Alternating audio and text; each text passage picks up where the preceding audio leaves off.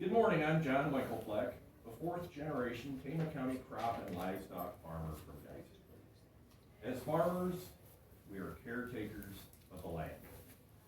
Our goal is to leave the land better than we found it for future generations. Just like my father did for me and my grandfather did for him.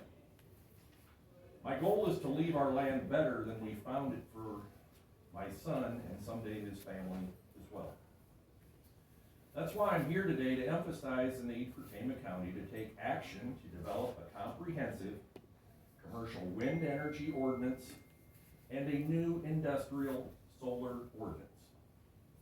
Solar projects take a large amount of land out of production for decades. Solar developers may claim they are only idling land, but the fact is, land for solar projects is never the same after the weight and heat generated by solar panels bakes the ground to a crisp and miles of buzzing electrical cable are run through it for years. All of that infrastructure and hazardous waste may be left behind, potentially polluting soil and groundwater. Once a solar project is abandoned, since Tama County has no solar ordinance or no decommissioning requirements, according to the Great Plains Institute, it takes 10 acres of land to produce just 1 megawatt of electricity. And that's when the sun is suitable to generate electricity, which doesn't consistently happen here in Iowa due to frequent cloud cover. The number of homes that can be powered by solar varies greatly based on average sunshine, average household electricity use, and the temperature and wind. That's because solar and wind energy don't produce electricity consistently. There's a lot of waste with solar and wind energy.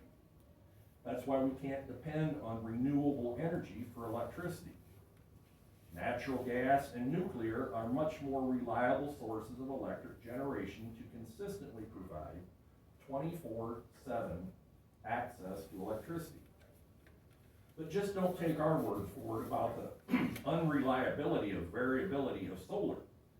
The Solar Energy Industries Association, or SEIA, 1 megawatt of electricity generated by solar is only enough to produce less than electricity enough for 100 homes. In fact, SEIA rates Iowa last in the number of homes that can be powered by 1 megawatt of solar energy. That's less than 100 homes a year. Let me repeat that. According to the solar industry itself, Iowa ranks last in the number of homes that can be powered by 1 megawatt of solar energy at less than 100 homes a year. So why would we allow any commercial solar projects to be built in Tama County? To take 10 acres of farmland out of production for decades to power less than 100 homes, and homes that are probably not even in Tama County, but some city far away. In fact, according to SEIA, because of our climate conditions, Iowa ranks in the bottom third of states in terms of electric generation from solar. The bottom third. SEIA estimates show Iowa comes in 35th in the photovoltaic solar generation from the sun. That's because Iowa's climate isn't well suited to generating electricity from solar, compared to more arid, sunny, desert-like states like New Mexico or Arizona. In fact, according to SEIA, the top 5 U.S. states for solar generation are New Mexico, Arizona, Nevada, California, and 5th is Utah. So here's an idea. If developers want to build solar projects, let them do it in the desert where there is more abundant sunshine and less productive soil. But don't ruin highly productive farmland in Tama County for some out-of-state developers to cash in on lucrative federal government subsidies for commercial wind or solar projects.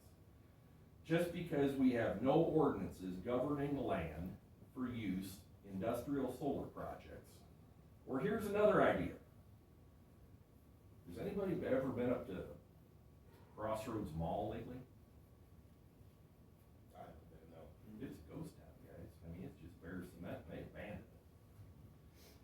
Put solar projects in the parking lots of abandoned shopping malls and office parks. For example, why not put solar panels at Crossroads Center in Waterloo, now that the mall is a ghost town?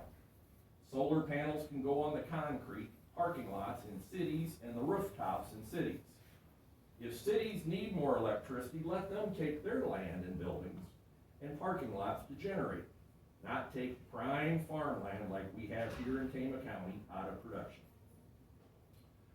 Let's protect our most precious natural resource in Tama County by protecting our farmland from being overrun by commercial developers who only seek to capitalize on the many federal government subsidies this administration is giving away to so-called renewable energy like solar and wind.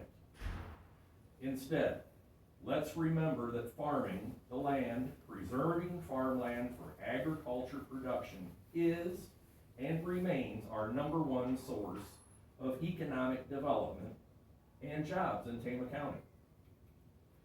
Not proposed solar or wind projects that will be here today bringing in outside construction crews and empty promises that will be here today and gone tomorrow. If we allow industrial solar projects to be built in Tama County, we will be further reducing the amount of farmland for agricultural purposes and the many proven, dependable jobs that come from producing crops and livestock in Tama County.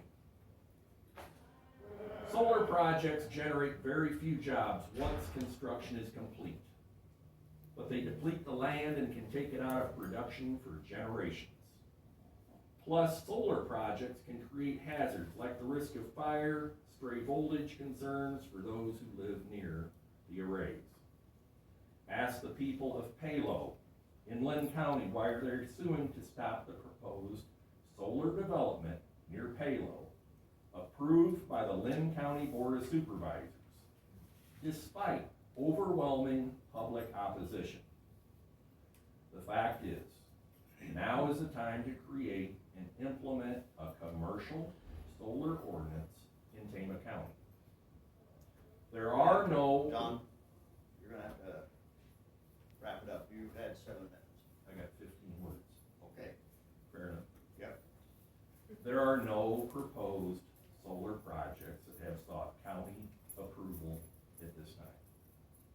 So now is the perfect time to begin that process, led by the Planning and Zoning Board, to get the job done to better protect our taxpayers